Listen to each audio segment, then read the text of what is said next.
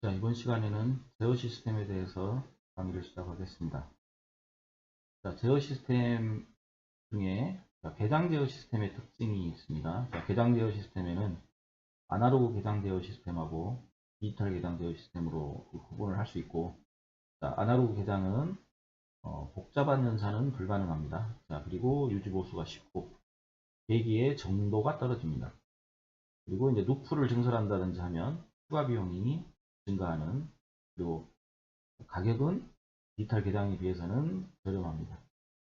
자, 그럼 이제 디지털 계장 제어 시스템의 특징에 대해서, 감시 제어가 용이하고, 자, 그 대신에 고장이 나면 여러 루프에 영향을 줄 수가 있습니다. 그래서 이제 옛날에는 뭐 DDC 시스템이었으면 최근에는 DCS로 이렇게 넘어가는 그런 시스템들이, 새로운 시스템들이 계속 개발이 되어 가고 있고요.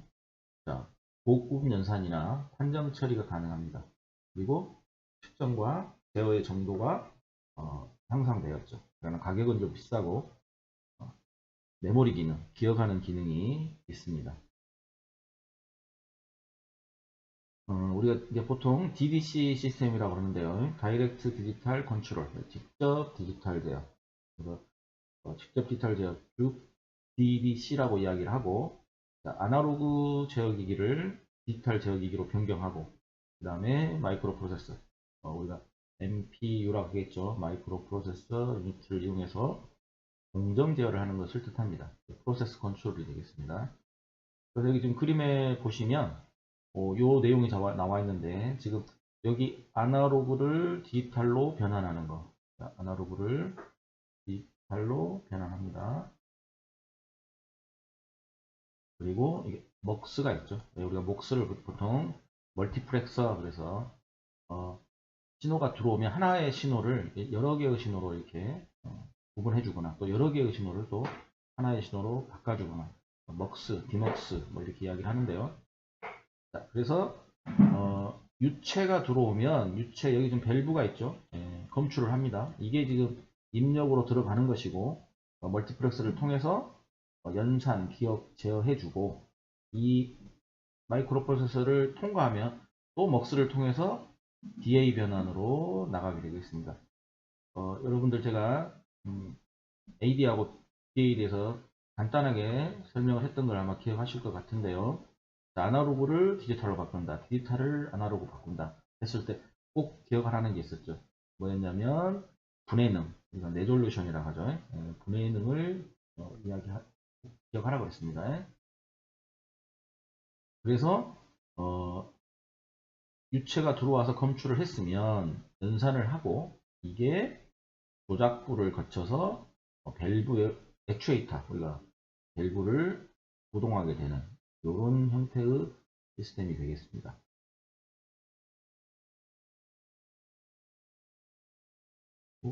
이거 좀 이상하네. 잠깐만요. 자, 앞에서 지금 이 그림이 있고, 자, AD 변환이 있어요. 자, 유량의 입력 신호인 아날로그 신호를 디지털 신호로 변환해 줍니다. 이게 AD 변환이 되겠고, 자, 그 다음에 MUX, 자, 입력 신호를 다중 전환합니다. 그리고 마이크로 프로세서, 앞에 나왔지만 연산, 기억, 제어를 하는 장치가 되겠고, 이거는 중요합니다. 이게 왜? 이게 무슨 역할을 하느냐? 자, 비교하고 판단하고 제어합니다. 요 마이크로 프로세서가 들어오는 신호를 받아서 바깥으로 빼주는 거죠. 요 놈이 없으면 어, 뭐 제대로 된 디지털 연산이라고 할 수가 없겠죠. 자, 그리고 먹스가 또 하나 더 있죠. 요거는 이제 입력 신호가 아니고 출력 신호. 출력 신호를 다중 전환해주는 장치가 되겠습니다. 그리고 DA 변환기. 자, 디지털 신호를 아날로그 신호로 변환해주고, 이 출력을 밸브에 전달합니다. 자, 아까도 이야기했듯이 이게 이제 액추에이터가 되겠죠. 액추에이터가. 자, 중앙 집중식 제어 시스템에서는 모든 공정 감시 계통하고 직접 디지털 제어, 아까 DDC 시스템이라고 했죠. 직접 디지털 제어 계통을 컨트롤룸, 컨트롤룸의 단일 컴퓨터에 모두 포함시킵니다. 그래서 모든 기능을 중앙 제어실에 위치한 컴퓨터에 포함시킨 시스템이고, 뭐 중앙 집중식 시스템이 좋은 면이 있을 수도 있고, 이제 뒤에 보면 또 이제 분산 제어가 나올 것 같은데요. 어, 상황에 따라서 아마 설계는 하겠지만, 이게 중앙 집중식 같은 경우는 완전히 큰 공장이 아니고 좀 단일 공장들 이럴 때 많이 사용을 하죠. 여기 단일 컴퓨터가 있고 우리가 흔히 말하는 HMI, Human Machine Interface, 그래서 HMI라고 이야기를 하죠. 자, A라는 공장, B라는 공장, C라는 공장이 있는데 이거를 전부 다 하나의 공장으로 넣어서 넣습니다. 근데 그림에서 이렇게 했지만 이런 공정의 단점은 뭐겠어요? 자, 하나의 공정이 문제가 생기면 이 단일 컴퓨터가 전체 공정에 영향을 미칠 수가 있겠죠. 그래서 최근에는 이런 시스템들은 잘 사용하지는 않습니다. 그런데 이제 중앙 집중식 제어 시스템이 꼭 나쁜 것만은 아니죠. 그래서 일단 처리 속도가 빠르고 대신에 메모리 용량은 커지고 감시하고 제어는 수월하나 고장이 나면 파급 효과가 커서 시스템의 안전성이 떨어지는 단점이 있겠습니다. 자, 그래서 이제 우리가 DCS라는 분산 제어 시스템을 적용을 하고 있고요. 이거를 이제 분산 제어 시스템의 기본 목적은 뭐냐? 자, 감시하고 조작은 집중하고 그리고 고장에 대한 위험성은 분산을 시키기 위한 목적이 있습니다. 그래서 사용자의 요구, 자, 위험 분산, 집중 감시 요구, 자원 및 에너지 절약 요구가 있으면 요놈을 여기 보다시피 컴퓨터 기술 및 통신 기술이 발전을 했고 반도체 기술이 발전을 했고 디스플레이 기술 발전했고 그다음에 소프트웨어 기술이 발전했기 때문에 분산 제어 시스템이 출현을 하게 되었습니다. 이게 바로 DCS 시스템이 되겠습니다. DCS는.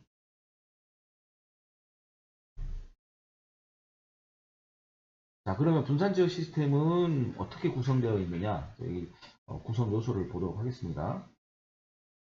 자, A라는 공장, B라는 공장, C라는 공장, D라는 공장이 있으면 이 각각의 공장에는 제어반들이 있겠죠. 제어반들이 있으면 이놈을 하나의 루프로 구성합니다.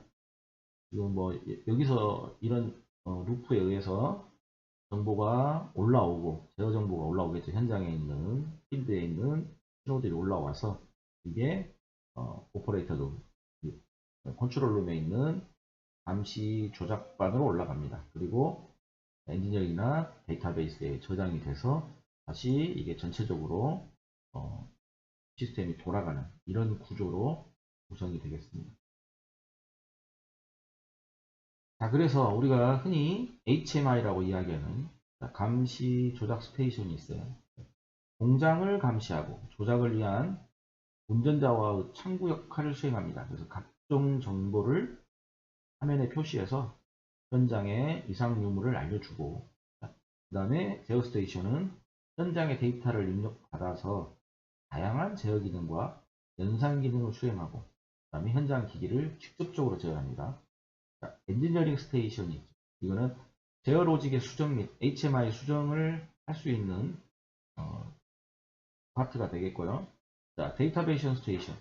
각종의 이력, 뭐 이렇게 운전이라든지, 뭐 사고라든지, 어떤 뭐 알람이라든지 이런 이력들을 관리하고, 그다음에 태그 정보. 태그라고 하면 필드에 있는 어떤 계기들의 어떤 각각의 값들 이런 것들을 우리가 보통 태그에다가 DCS는 태그에다가 한다고 하거든요. 태그 정보. 그다음에 데이터의 수집을 담당하고 시스템의 시각을 관리하는 데이터베이스 스테이션이 되겠습니다. 그리고 정보 전송 요소에는 각각의 스테이션간 그리고 데이터의 송수신 역할을 담당해주는 제어 시스템의 구성이 되겠습니다.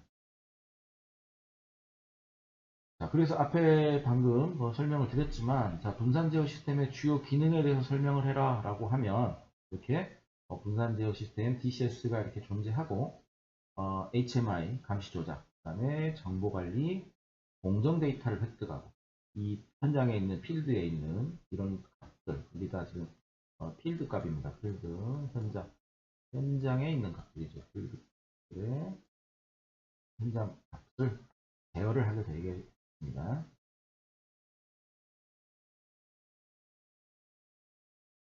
자, 분산 제어 시스템의 특징이 있습니다. 자, 유연성이 있어요. 네, 플렉시블하다고 합니다. 자, 시스템의 유연성이 있고, 그 다음에 시스템 구축 및 변경이 편하고, 고급 제어가 가능해요. 네, 그 다음에 연산의 정확성이 우수합니다. 다음 공정 감시, 조작성이 우수하고, 여기보다 없이 휴먼 머신 인터페이스 HMI를 사용하죠. 그리고 시스템의 신뢰성이 높고 이중화 및 시스템 분산으로 안전성이 높은 특징을 가지고 있습니다. 자, 중앙 집중 제어 시스템하고 분산 제어 시스템을 비교하도록 하겠습니다. 자, 크기 및 확장성이 있고 제어 기능, 그 다음에 운전자 인터페이스 기능이 있고 시스템 기능을 통합하고 단일 결합에 대한 중요도, 설치 비용, 그 다음에 유지 보수성이 있죠. 제가 여기서 지금 한 번씩 할게요. 자, 그냥 분산 제어 시스템을 설명을 할게요. 자, 크기 및 확장성은 분산 제어 좋습니다. 제어 기능은 충분한 디지털 제어 능력 가지고 있어요. 자, 그리고 인터페이스는 모든 규모의 시스템의 기능 향상이 가능합니다. 통합은 기능별로 분산이 되어 있어요. 자, 그리고 단일 결합에 의한 중요도는 모듈화되어 있기 때문에 단일 결합은 낮죠. 그 다음에 설치 비용이 적게 들고, 그 다음에 유지 보수성도 좋습니다. 뭐 이렇게 이야기하면 설치 비용이 굉장히 적다 이렇게 하지만 아날로그 시스템을 전체 깔았을 때보다 훨씬 좋다 이렇게 이해를 하셔야 되고, 그리고 여기 가장 중요한 거는 뭐 고장이 나거나 그랬을 때 빠르게 대처가 가능하다는 그런 장점이 있겠습니다.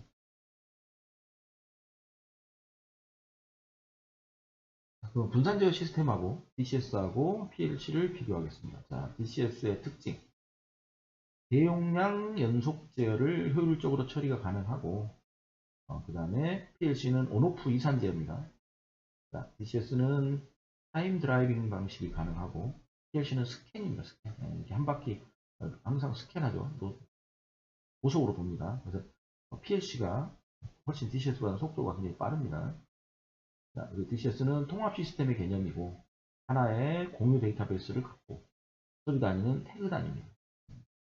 그런데 PLC는 독립 모듈로 구성되어 있고 비트나 워드 중심으로 처리를 하고 있습니다. 그러나 최근에는 뭐 DCS하고 PLC가 서로 영역이 조금 좀 불분명해졌어요. DCS도 PLC 영역으로 가고 PLC도 DCS 영역으로 오고 뭐 이렇기 때문에 뭐 꼭 DCS는 대형이고 PLC는 뭐 소형이고 이렇게는 이야기하기가 조금 애매한 상황이 돼 있죠 현재는. 자, 그리고 이제 시스템의 이중화 방식이 되겠습니다. 자, 시스템을 이중화하겠다라는 의미는 자, 중요한 설비나 공정이 제어 시스템에 이상이 발생했을 때 공정의 문제를 야기시키기 전에 제어를 정상적으로 수행을 해야 돼요. 그래서 하나의 시스템을 싱글 모드가 아닌 듀얼, 뭐 트리플 뭐 이렇게 만들어내는 거죠. 그래서 제어 시스템을 이중화, 삼중화 구성해서 시스템을 신뢰성하고 안정성을 확보할 수 있다. 그렇게 하는 게 이중화 방식이 되겠습니다. 자, 이중화 방식에는 두플렉스 방식이 있고 듀얼 방식이 있어요.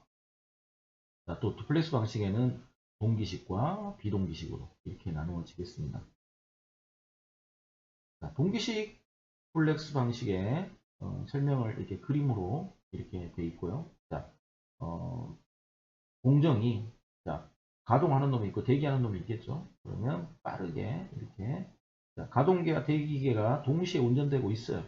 그래서 출력은 가동계만 되고 만약에 가동계 이상이 생기면 대기계에서 공정제어를 실시하는 방식입니다. 그러니까 이 이놈과 요놈이 동기식은 두 개가 다 항상 돌고 있다가 탁탁 돌려주는 거죠. 자, 그리고 여기 좀 그림에서 보다시피 지금 고장 앞에 그걸 설명을 하고 있는 거네요. 자, 가동계와 대기계가 동작하다 고장이 났다라고 하면 빠르게 옆으로 돌려주는 그 모양을 지금 도식화 그려놓고 있습니다. 자, 그 다음에 이제 비동기식은 뭐냐? 자, 비동기식은 자, 가동계는 공정의 변화를 입력받아 공정을 제하나 대기계는 입출력을 하지 않고 대기하고 있어요. 그 다음에 자, 가동계에 이상이 생겼다. 라고 하면 공정 변화 입력받아 출력을 실시하는. 그러니까 입력과 출력은 하지 않고 있는 거죠. 하지 않고 있다가 문제가 생기면 바로 출력을 할 수 있게끔. 이게 바로 비동기식이 되겠습니다. 여기 좀 그림에 지금 구성을 해놨습니다. 자, 가동계와 대기계의 상태. 항상 가동계가 돌고 있다가 대기계 어떤 고장이 생겼다라고 하면 이렇게 대기계 쪽으로 돌려서 루프를 돌려주는 이런 형태가 되겠습니다. 듀얼 방식은 자 A하고 B가 있어요. 네, 그러면 자, A하고 B가 동시에 공정의 변화를 입력받아 처리하고 그 다음에 A하고 B 출력을 비교해서 공정으로 출력을 하는 거죠. 그런데 요놈하고 두 개를 비교했더니 하나의 이상이 발생이 됐어요. 그러면 요놈인지 요놈인지 요놈이 좋으면 요놈 요놈이 괜찮으면 요놈 이 두 개 중에 하나를 내보내주는 겁니다. 이것도 같이 작동을 하고 있죠. 작동은. 자, 여기 보다시피 A하고 B가 작동을 하고 있다가 요놈이 고장이다 라고 하면 비교를 해서 요 뒤쪽으로 딱 돌려주는 이런 형태의 제어 시스템이 되겠습니다. 자, 그리고 이제 필드버스의 개요. 자, 여러분들한테 제가 필드버스를 굉장히 강조를 하고 있는데 최근에 시스템들이 대부분 네트워크하고 관련이 있기 때문에 이 필드버스를 이해하지 않고는 이 DCS나 이런 시스템을 이해할 수가 없습니다. 그래서 자, 필드버스의 개요 그랬는데 필드버스는 디지털 양방향 통신 시스템이에요. 그래서 센서라든지 액추에이터. 센서는 입력이고 액추에이터는 출력. 그 다음에 제어기기는 아까 말했듯이 뭐 컨트롤 시스템이 되겠죠. 프로세서 MPU라고 되겠네요. 자, 제어기기를 연결하고 공정 제어 및 기타 자동화 분야의 기기를 연결하는 일종의 근거리 통신망이죠. 그냥 우리 랜 통신, 인터넷 통신 이렇게 이야기해도 되겠습니다. 그래서 필드버스는 공정 제어 분야의 새로운 기술로 대두되고 있다. 최근에 모든 공정 제어 시스템은 거의 필드버스 구조로 되어 있다고 보셔도 과언이 아닐 것 같습니다. 그래서 필드버스의 구조도가 이렇게 나왔는데 하나하나를 이렇게 연결해서 PLC로 가는 구조가 있고 여기 보시면 필드버스를 통해서 딱 연결한 다음에 한 개의 네트워크 라인으로 날아가는 거죠. 요거는 전선이 하나하나 만들어야 되니까 케이블도 여러 개 되고 돈이 엄청나게 들죠. 그리고 이게 거리가 길다고 생각하면 어마어마한 비용이 들 수밖에 없습니다. 자, 필드버스의 그럼 장점이 뭐냐? 현장 계기가 간단해지고 계기 오차가 줄어듭니다. 그 다음에 계기의 신호를 감쇄를 방지할 수 있고 정확도를 높이죠. 측정값과 해당 계기의 상태를 제공해주고 보장의 유무입니다. 유무. 여기 잘못됐네요. 보장의 유무. 유무. 그 다음에 계기의 측정 범위 조정이 자유롭고 그 다음에 파라미터 변경이 자유로워요. 이게 네트워크로 되어 있으니까 저쪽에서 컴퓨터 연결해 놓고 자 1번 파라미터, 2번 파라미터 이렇게 변경할 수 있다는 이야기죠.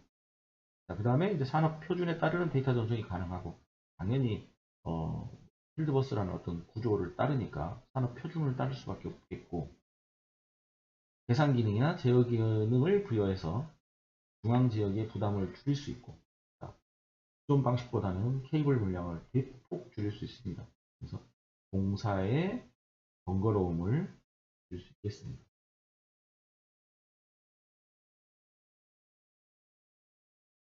자, 필드버스의 종류가 나왔는데요. 요것만 있는 건 아닙니다. 요거 말고도 많이 있고요. 파운데이션 필드버스, 디바이스넷, 프로피버스, 캠, 월드픽, 인터버스, 백넷, 이렇게 지금 여기 7개 정도 나왔는데, 많이 있습니다. 이 종류들은. 자, 여기 나와 있는 걸 한번 좀 설명을 하도록 하겠습니다. 자, 파운데이션 필드버스 그러면 예측 제어 생산품의 90%를 생산하고 있는 물론 우리 미국이나 유럽, 아시아 태평양 이때가 거의 주축이 되겠죠.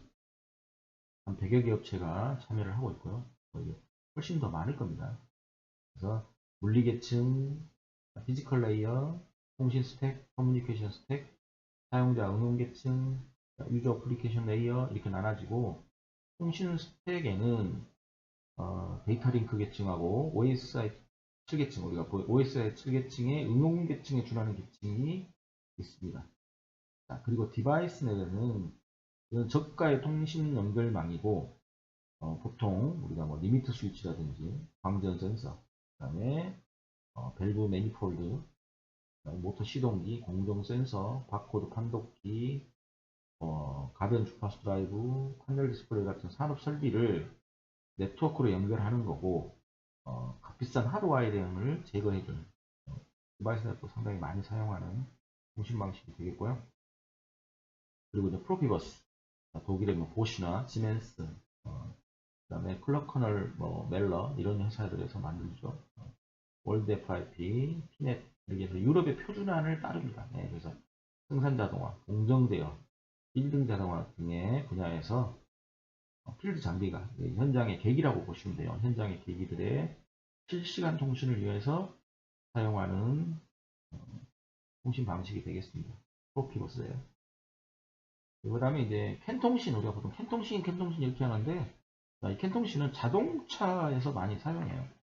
자동차 내에 각종 계측 제어 장비를 간에 디지털 직렬 통신을 제공하기 위한 차량용 네트워크 시스템이고, ISO에서 1993년에 국제표준기구로 제정을 했으며, 가격대 성능비가 우수하고 차량의 열악한 환경에서도 성공적으로 작동을 합니다. 컨트롤러, 뭐 에리어 네트워크 되는데 캔통신 그렇게 이야기해요. 자, 월드 FIP. 자, FIP 메시지 시스템을 사용하는 기업의 컨소시엄인 프렌치 내셔널 스탠다드로부터 개발이 돼 있고, 여기에 가입되어 있는 뭐 하뉴엘, 뭐 베일 컨트롤, 뭐 유수의 기업들이 다 여기 지금 들어 있습니다. 그리고 인터버스, 그리고 이것도 피닉스 컴퓨터사에서 개발이 돼 있으며 자동차 산업의 표준으로 많이 쓰이고 있습니다. 펜이나 인터버스. 그 다음에 백넷도 여러분들 많이 들어보셨을 거라고 생각을 하는데, 요거는 빌딩 자동화를 위한 통신 프로토콜이고, 랜을 여러 가지를 정의를 한대요. 그래서 유연성을 제공하죠. 그래서 이 지금 나와 있는 이런 것들을 조금 여러분들이 꼭 기억을 해 두시기 바랍니다. 아마 자주 듣는 내용들입니다. 필드버스 종류들이에요. 그리고 이제 PC 베이스 컨트롤. PC 베이스 컨트롤 뭘 이야기하느냐. 자, 기존에는 그냥 PLC, 전용기라고 보시면 되죠. PLC가 산업기기들 되어 했는데, 최근 들어서는 PC에다가 소프트웨어를 넣어가지고 PLC 하던 역할을 할 수 있게끔 만들어 놓은 시스템들이 나오고 있습니다. 그래서 여기 릴레이 같은 경우는 그냥 뭐 시퀀스웨어, 뭐 하드웨어로 구성되어 있는, 그 다음에 우리가 프로그래머블 로직 컨트롤러, PLC, PC 이렇게 계속 변천해 가죠. 근데서 지금 최근에 뭐 PLC를 안 쓴다는 건 아니고 PC가 PC 기반의 컨트롤러들이 계속 나오고 있습니다. 자, 그래서 뭐 소프트 로직, 뭐 소프트 PLC 이렇게 이야기하는데, PC의 개방 환경, PC는 아무래도 PLC를 만드는 회사가 딱 그런 특정 프로그램을 준다든지 그것만 쓸 수밖에 없지만, 이거는 표준화된 프로그래밍 언어를 사용을 해가지고 기존의 PLC 기능을 대체할 수 있는 패키지가 되고, 예를 들면 런타임, 뭐 PID죠. 그 다음에 시퀀스죠. IO 프로세싱, 그 다음에 네트워크, HMI, 그 다음에 개발 툴, 디벨롭먼트 툴, 이런 기능들을 가지고 있습니다. 여기 지금 보시지만 구성은 같아요. PLC라고 하는 것 같은데, 최상위단에 PC가 존재하고 있는 거죠.